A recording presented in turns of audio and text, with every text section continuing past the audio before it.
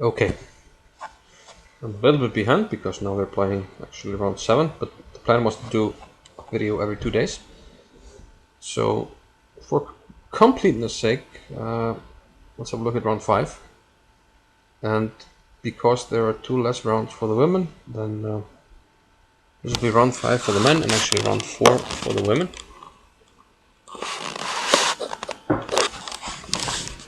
Let's move over to the games. The first game we're going to have a look at is Shankland against Kamsky. And yeah, this is the 5th round. And so far, Kamsky has been rather quiet, to say the least. He moved to +1 last round, but so far Lenderman is on +3. So he has some ground to catch up, and Gariev on +2. So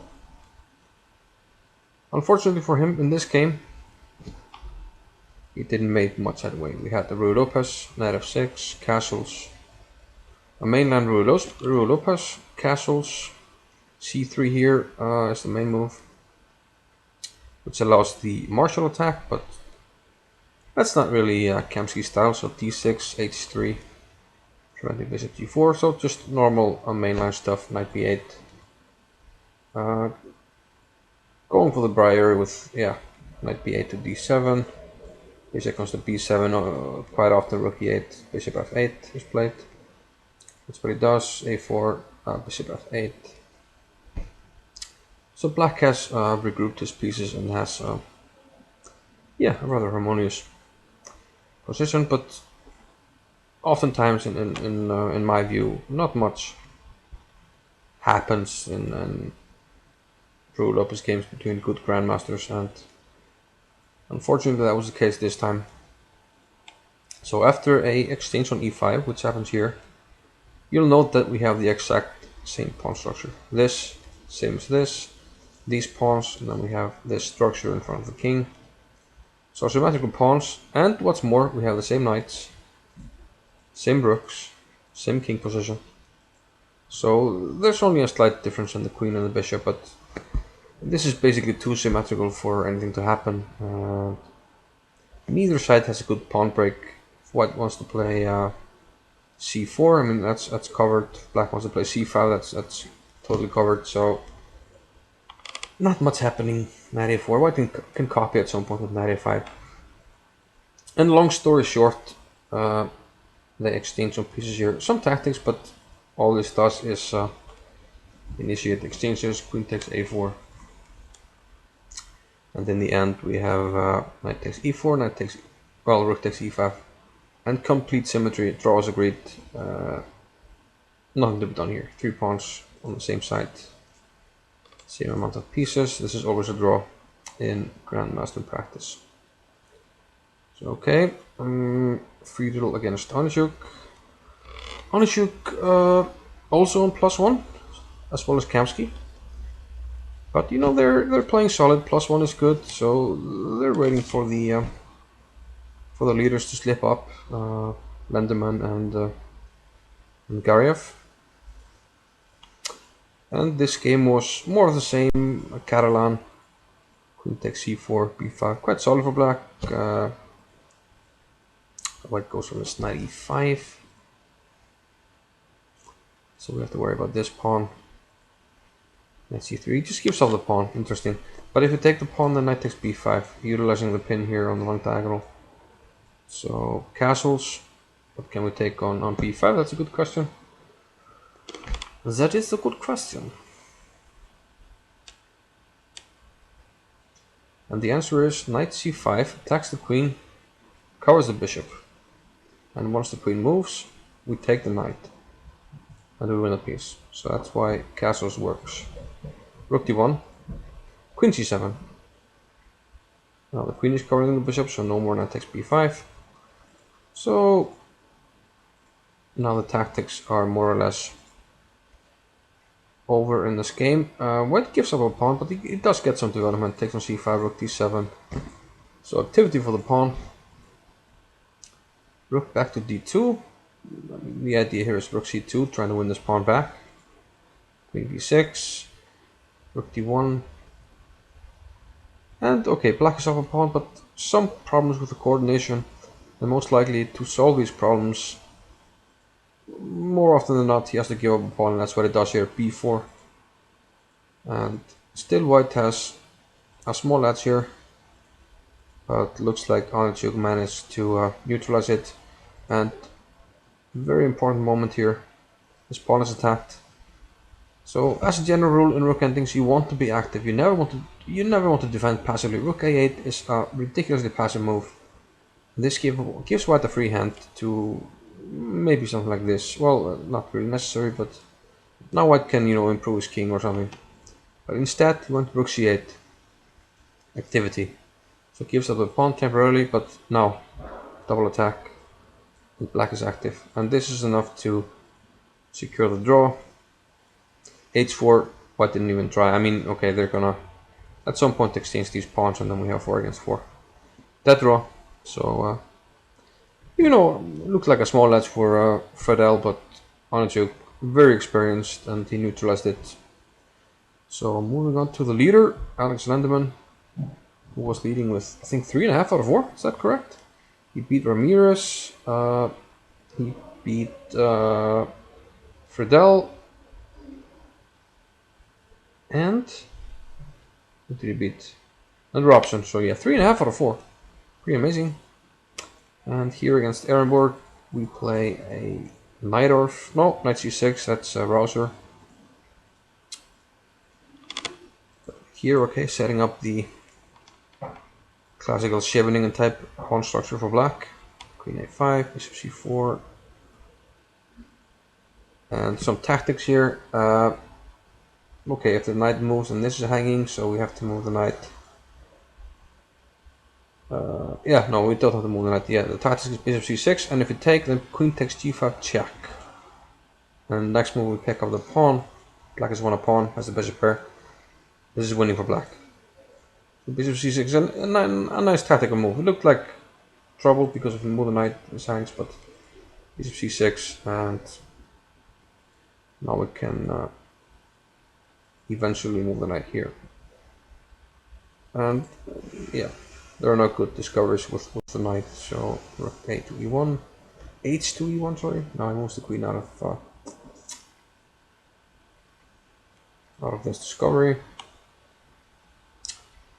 and we're threatening bishop f2 with a double attack. So white goes bishop d3, threatening mate, which is, well, Trump's losing the exchange, right? So g6. Bishop takes a4, queen takes a4. White has the bishop pair. Small edge, but after this, black seems fine. Notice the tactics here. If she takes d4, knight takes d3, we're gaining the piece, and what's more, we can't take, and now we're gonna take here, and then knight takes e1. We get exchange, so nice tactics with queen g7, bishop here, and can we now take on d3? Yep. Bishop f2.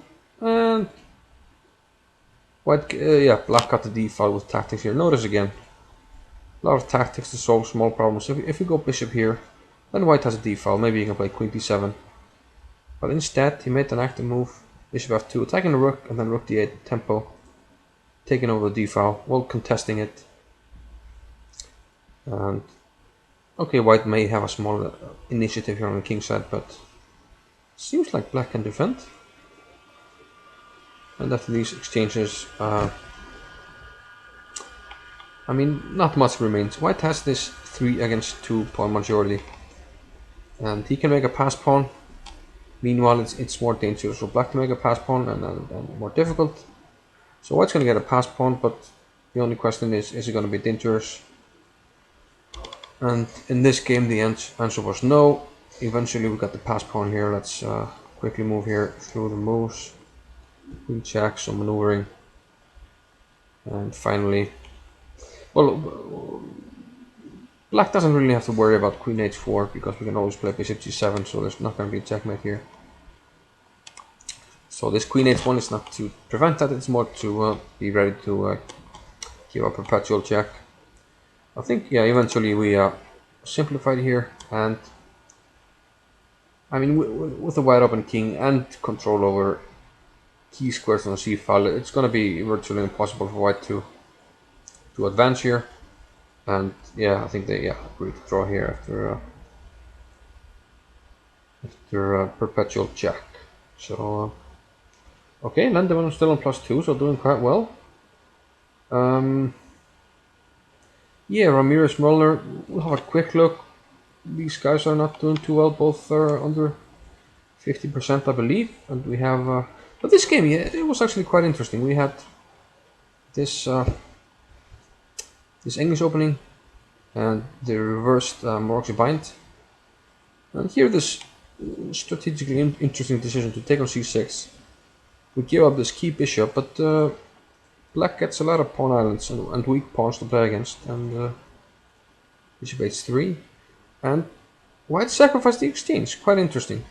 Bishop f6, knight takes c6, and eventually bishop takes f1. So you notice white got 2 pawns for the exchange, but more importantly, he also got the light squared bishop, and notice that white is controlling a lot of light squares. And beautiful knight on c4, beautiful knight. I would say white should have more than enough compensation for the exchange. And notice here a3, this knight is just keeping the position completely together. Okay, black has pressure here, but we're completely covering it with this knight and this knight. And when we neutralize the pressure, okay, black gave the pressure, but now we can move this knight to e4. And just look at these knights, beautiful. This bishop is kind of, you know, pissing into the wind. You piss into the wind, you get it back in your face. And I mean, he can't really attack anything. He doesn't have any good diagonal, so it's just a bad piece. Look at this g4. Cementing these knights here. So I think here white is completely dominating. And in fact, an instructive game, even though this is not a game between the leaders, it's quite instructive. And black can't really do anything. He decided to give back the exchange here for some play. But the thing is, you can't really move anything. If you move the queen, there's always a knight fork if you want. If you move this rook, then we're having this, another knight fork. So yeah, just to demonstrate, we have a knight fork here. Boom, boom. It's hard to make a move here. So he decided to give up the exchange back for some play. So rook takes e5, queen takes, and queen takes g4. But again, this knight completely tying up, keeping the white position completely together, covering all the key squares. Rook e6, queen f4. Notice no rook f6 because of the knight. Again, this is covered by the queen, so he grabs another pawn. So now just up 2 pawns. So at this point, it's just desperation for black.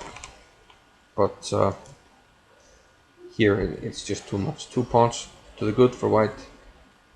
And here he puts the king eventually on d2 with no danger whatsoever. Okay, he gave up 1 pawn, but we switched the knight to f3. And notice we're covering this one. And the queen can't give any checks, so in the long run we're just gonna move our passed pawn and not have any problems. So a very nice game, double connected passed pawns. White starts moving them. Queen f7 check, queen c4, covering the check here. So no funny business. And eventually queen c5, a nice move. Because now the queen is coming to f2.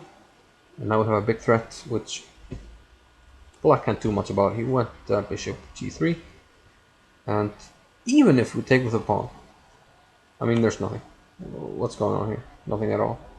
But the big problem is maiden won, and black resigned. He played bishop g3 and just resigned because knight c1. Checkmate. Checkmate. So that's what's going on. That was Ramirez against Muller. And now we move on. Okay, quick look at Robson Naroditsky. Okay, Naroditsky playing a solid tournament. I mean,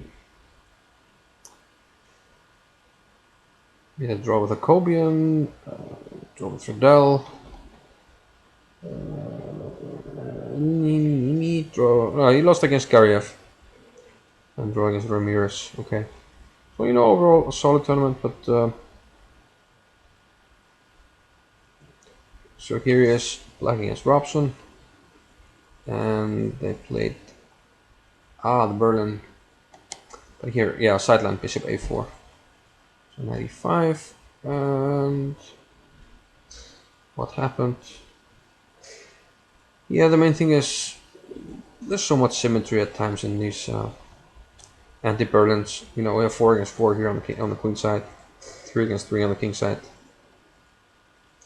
And at this level, okay, this might be a small edge for white, but it's not enough to win, probably. Still, yeah, small edge for white, but black seemed to solve his problems here. Counterplay on the queen side, managed to exchange rooks, and once we get this, then it's more or less nothing to play for here.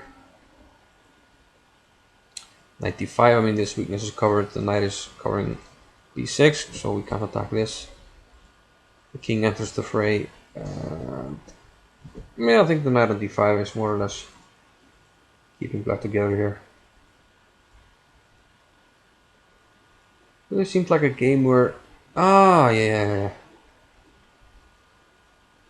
where white tried too hard to win, and now we see an interesting moment here. I thought this game was drawn, but now I remember. This rook on a5 is just horribly placed. So around these, yeah. So interesting. King c8. And maybe Narodetsky saw further than Robson here and realized that this rook was going to be in trouble. And that's indeed what happened. Rook a5. Now king p7. Want to put the king on b6. Attack this rook. It has no squares, you know. King or knight cover all the squares. And finally the pawn. So let's see. a4, but now simply b4. This rook is trapped. Knight back. Rook to e1. Now this rook is free to roam the board. And we can potentially, a threat right now. If black to move, we take on c4, play king b6. It seems to me. So if we make a nothing move like this, I think we can do this. The only way to save the rook is this, but I will take, pawn takes, and b3. You have to take, I take, I win this pawn, I win the endgame. Beautiful. So he tried knight takes d6 and sacrificed the knight for a few pawns like this, but in the end the piece was superior. And yeah, black is just up a whole piece, so a few more moves here, you know, spite moves, but going for some stalemate tricks here, but unfortunately they're not working.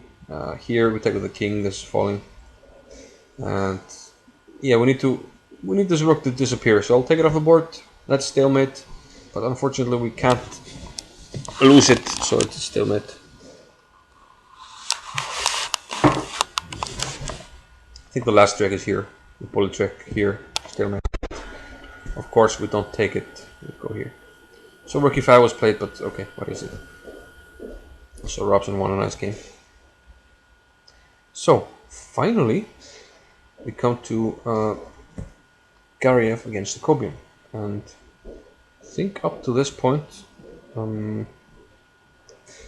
Akobian has drawn all his games. He drew against Narodetsky first round. He drew against Moller in the second round.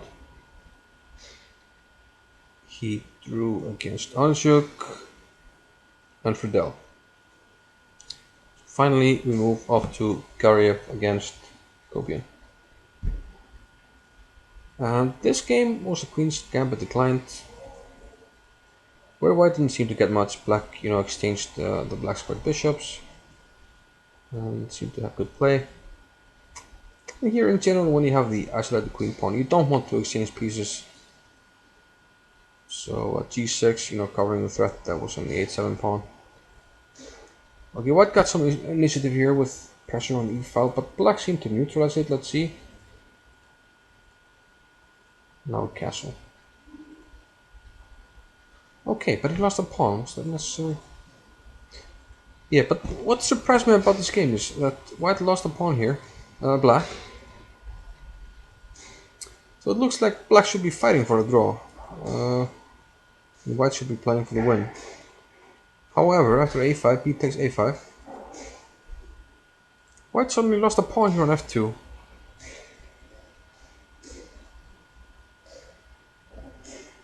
Yeah, b takes a5. You know, disconnects the pawn. Now you have double pawns here. Weak pawn, 93. You can win one pawn back, and we have weak pawns here. So black starts to be okay here, it seems. And very surprisingly, okay, win a pawn here. But now black has the better pawns. We have two pawn islands, you know, connected pawns. Meanwhile, white has the weaker pawn, so black is taking over here.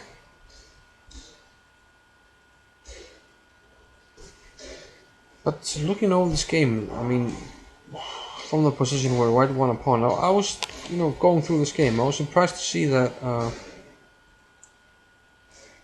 black actually won. Here, the c pawn is just running down the board.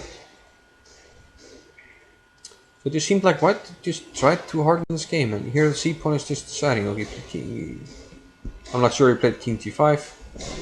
I mean, that means, I mean, most likely white resigned. King e5 means when black wins, we put the black king on e5, white king on d4 to signal to the demonstration board that black won. Similarly, if white wins, we put the white king on e4, black king on d5. So most likely he resigned because, I mean, we just play king d3. And, I mean, if you play this on, okay, we take, and here we can simply take with the rook and just walk over with the king. Boom, we go here, and we pick up the pawns. Well, it's just, he's just way out there. He's never going to catch our pawn. Takes, and okay, we're not in the in the square of the pawn here. That's clear. So black is going to win. So a nice win by Akobian, who now joins Onischuk and Kamsky on +1, and you know, gets himself in the group that's kind of lurking and waiting for Lenderman, and now Gariev, who slipped to indeed, you know, do that, to slip. So now it's just a question if Lenderman can keep up, and if he can't, then we have the veterans Kamsky, Onischuk, and Akobian, you know, creeping up the leaderboard. Yes, women 14. So the women played the 4th round. So 1, 2, 3, 4, 5, and 2, 3, 4, 5.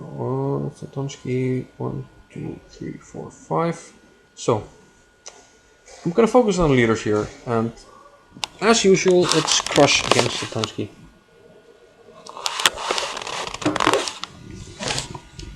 And before this round, they were in fact equal with 2.5 out of 3. So this is the 4th round for the women. So Krush against Kamsky. I'm not sure, but I've seen in chat that Kamil might be the wife of Grandmaster Alex Ermolinsky. I have no clue, so I mean, that's what I saw in the chat. But who knows? So we have a Nimso here, Krush with white, and we quickly see her play for the isolated pawn. You know, playing against the weakness, h3, preventing bishop d4. So in general, you want to control this d4 square and play against the isolated d5 pawn. So that's what's happening here. Knight a4. You know, we're going to take this bishop, control this square. Bishop c7. Now we're fully controlling the square. So now we can switch our attention to exchanging pieces, which benefits us, and attack this d5 pawn. But look what happens. Bishop e4, bishop takes e4, rook d5. Okay, the intention was not to improve black's pawn structure, but to get some initiative. Rook d5, assertion took, in between move, attacking the queen, and now knight g5. Okay, the intention was not to improve black's pawn structure, but to get some initiative. Rook d5, assertion took, in between move, attacking the queen, and now knight g5. And here, Camille blunders horribly with pawn to f6. Attacking the knight, and it looks like the knight doesn't have a square. We can't go back, we can't take. So what do? We go rook d7. And now if you take, we take here. And that's going to be a world of hurt for black. So knight e7, blocking path to g7. But now, what's the strongest piece? Yeah, the queen to h5. And look out below. If we take this piece, queen takes g5. Big attack on g7. What to do about it? Nothing. It's checkmate on g7. If you move the pawn, queen f6. Checkmate on g7. What's he gonna do? What's he gonna do when I come for you? Boom, checkmate. Can't do anything. So she tried queen takes d7, but then queen f7 check, king h8, and finally bishop takes f6, and black resigned. If takes, checkmate. If we cover this like here, then we have double attack, mate here, and unfortunately there's immediate checkmate on h6, but what I was looking for was queen f5 covering the mate, then we have knight f7 also mate. So a lot of mates, and it all works out for white here, so a nice crushing victory by Irina Krush here. And as usual, Irina is battling with Anna Zatonskiih for the victory. So they were tied in the lead before this round. So we're just going to focus on their game speed because, I mean, in the men's division, it's much more open and hard to say because there are a lot of players lurking. But it's going to be between Anna and Irina here in the women's championship. And yeah, I mean, Irina Krush has 5 US championships and Anna has 4. So business as usual. But Anna Zatonskiih here against Victoria Ni, women's international master. We have the fiancé Grundfeld, but c5 kind of, no, it's not a Grundfeld, it's c5 makes it a King's India, I'm sorry. After e6 we kind of transpose to a Benoni. And black doesn't seem to have any problems. f3. Rook takes d5, so white is losing a pawn here. Let's go back, it was a little bit quick. So after f3, we lose control here of d5, so we can attack the queen, and then move the bishop. We're attacking this knight, so there's no time for f4. So the rook moves to d3, and we can interpose on this diagonal, so no problems. This rook is protected, so black is just one pawn, and looks like Anna is messing up a bit. So rook takes e3, he takes e4, c8, pinning this knight. So can we win a8? Can we do it? Knight d7, yes we can, but black has 2 pieces for the rook, 2 knights. Pawns are equal. So black has material edge here. White got the 1 pawn back, but now we have an active rook here, some weak pawns. Anna decided to win back the material, but then we can take on b2.